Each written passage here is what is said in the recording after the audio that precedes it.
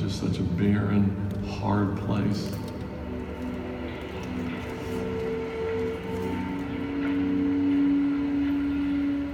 It was different in Somalia. It's a really hard part of the world, and the people live a very hard life. So the Sanag region is where the Almadova mountain range is, and all the residents come out of this area. And a third of the population lives there, and it's their only source of employment and access to any sort of resources. They have no other industry that they can depend on other than the frankincense industry. And I know that was a gift given to the Somali people. We had to disrupt what existed there. We had to change things. Dave Sterling and Emily Wright went to northern Somalia and Bosaso first, before anyone. Before doTERRA really had any strong initiatives happening in that region. And what they saw gave them the idea that we can really make a big change in this region. And they gave us the direction to, you need to go there and you need to fix some stuff and make it better, because there's a huge need. We had to give them that seed of hope. And it's been amazing to see the change that has happened in just a few years.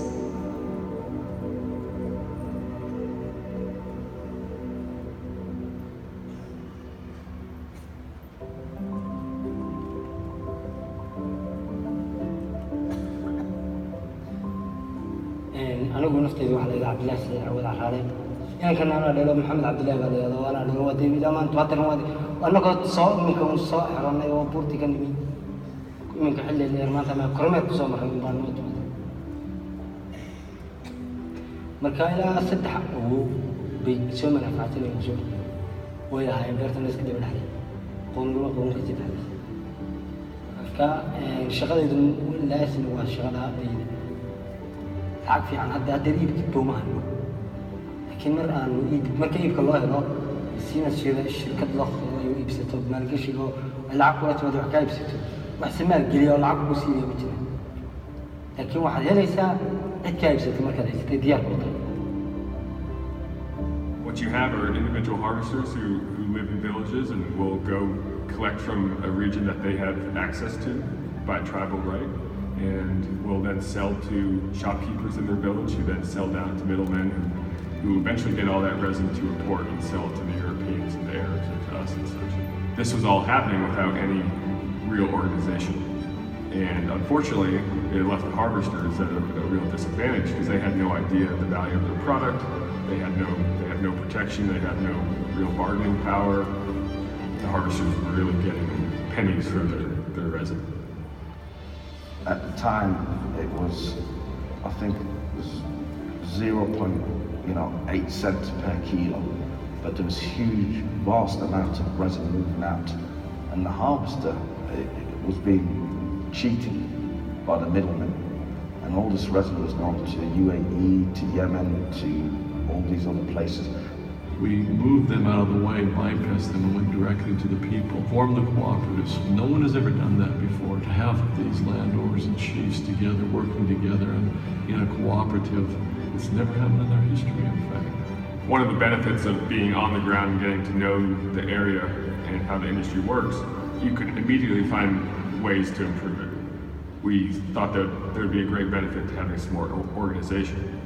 And so we have built warehouses throughout the mountains and large collection sites that function as kind of a co-op and are organizing harvesters, villagers, shopkeepers, and other traders throughout the industry into kind of one network that is working together and collectively.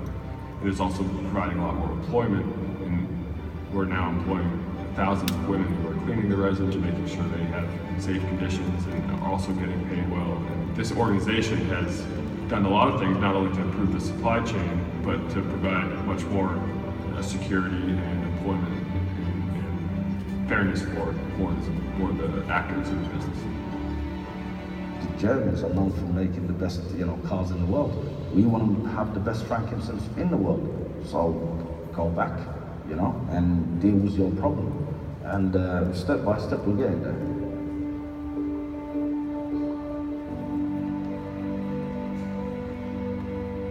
through these efforts, we've been able to help organize the supply chain in a way that we can be involved as direct at the source as possible. But this has required a tremendous amount of building trust and relationships with the many clans that are involved, all the way to coordinating and collaborating with the government in sustainability initiatives that they are working on to ensure that the trees can be around for a very long time. I want to see that tree real close, as close as possible, okay? Right there? Yeah. That's a carteri that's dying. If a tree is over-harvested, what we mean by that is that there's too many cuts on the tree, and that the way that the cuts are made are too deep. If there's too many cuts, if they're too deep, if they're too close to the roots, all of these things can lead to mortality and death for that tree. doTERRA reached out to me based on my work and wanted to know how to collaborate and how to help. That's what we need more of. We need more companies to follow this lead and to participate in coming up with solutions and strategies that support a robust economy, frankincense economy, and long-term sustainability and community empowerment, support for the communities who deliver this raw material to the world. Going in there now, working with the growers directly to make sure that we are harvesting this in a very sustainable way, where we're not damaging the trees or causing future damage to the frankincense trade as a whole. We feel very responsible to make sure that we can maintain the sustainability and do it in a way that is going to be long-term beneficial for the people and the trees. It's been amazing to see the change that has happened in just a few years. To look at the women who are grading the frankincense, who didn't think that anything was going to change in their life, who were paid just a fraction of what they deserve to be paid for this hard work. And to now be able to come in and pay them a fair wage that they can depend on year after year after year, to pay their husbands a fair wage, to go out and harvest these trees that have been passed down from father to son, from generation to generation, and to educate their children, to give them a chance to truly be able to change their circumstance. It warms my heart, and we are all the beneficiaries to continue to use this amazing, beautiful oil. What makes it worth going back is seeing the change and impact that we've had in a very short time and on a very significant basis with a large part of the population.